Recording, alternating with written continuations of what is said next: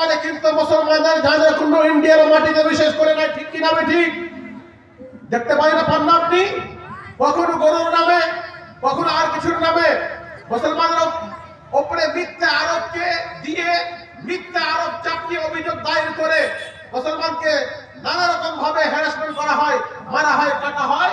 এখান পর্যন্ত কি মুসলমানদের লিঞ্চিংও কিন্তু করা হয়। বেরাদার ইসলাম কাউরি বাজারে নয়, কিন্তু আপনি চিন্তা করে দেখেন ভারতবর্ষে মুসলমানদের এই অবস্থা, কন্ডিশন কেন হলো? এর জন্য দায়ী কে?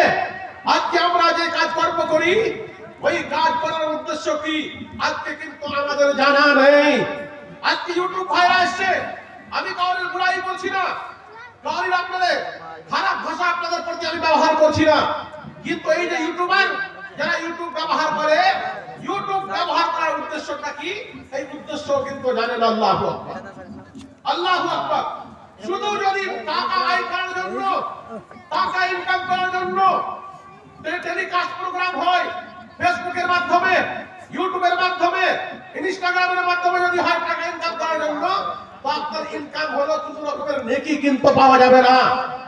কিন্তু ইসলামিয়া আপনি যদি অন্তরকে সঠিক করে, অন্তরকে যদি ঠিক করেন, পরিষ্কার করেন, আমি এই জায়গাতে এসেছি কিসের জন্য? এই জন্য এসেছি যে আমি এই প্রোগ্রাম লাইভ টেলিকাস্ট করব, বিভিন্ন জায়গাতে যাবে, মুসলমান শুনবে এই কথাগুলিকে, আর শোনার পরে এই কথাগুলির প্রতি আমল করার চেষ্টা করবে। এই নিয়ত দিয়ে যদি আপনি এসে থাকেন, অবশ্যই নেকি পাবেন। কিন্তু একটা ইউটিউবার বলতে পারলো না যে আমরা যে এসেছি কি উদ্দেশ্যে টেলিকাস্ট করব, প্রোগ্রামটা লাইভে ছাড়বো, কি উদ্দেশ্যে ছাড়বো কাউকে কিন্তু জানা নাই। চিন্তা করে দেখেন আপনি, মুহাদ্দিসিনে কেরামগণ হাদিসে পাক যখন লিখেন, হাদিসে পাক লেখার পূর্বে সর্বপ্রথম ওই হাদিসে পাককে নিয়ে আসেন, যে হাদিসের সম্পর্ক কার সঙ্গে? নিয়তের সঙ্গে। জোরে বলেন সুবহানাল্লাহ। নারে তাকবীর, নারে রিসালাত। ফয়জানে চিশতিয়া, ফয়জানে কাদরিয়া, ফয়জানে আউলিয়া কিরাম, ফয়জানে গরিব নওয়াজ, গরিব নওয়াজ কনফারেন্স, কৃষ্ণপুর জামাত, কৃষ্ণপুরের সুন্নি মুসলমান।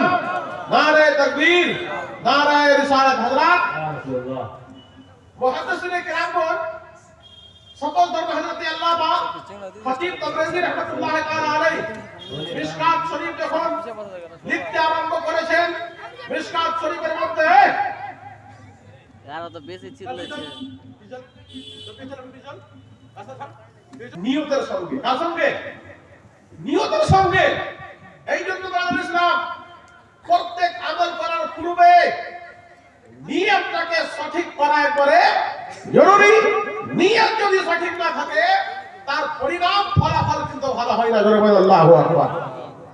নামাজ পড়েন তো আগে নিয়ত করতে হয়, ওযু করেন তো আগে নিয়ত করতে হয়, ইহরাম বাঁধার পূর্বে নিয়ত করতে হয়। মুহাদ্দিসিনে কেরাম সর্বপ্রথম নিয়তের হাদিসকে নিয়ে এসে মুতাআল্লিম এবং মুআল্লিম, শিক্ষক এবং ছাত্রকে একটা সংবাদ দিয়েছেন, একটা আপনারে সংবাদ দিয়েছেন, একটা মেসেজ पैगाम দিয়েছেন। एक पढ़ाने वाला मुअल्लिम टीचर और पढ़ने वाला छात्र स्टूडेंट, তোমরা হাদিস পড়াবে, তোমরা হাদিস পড়বে।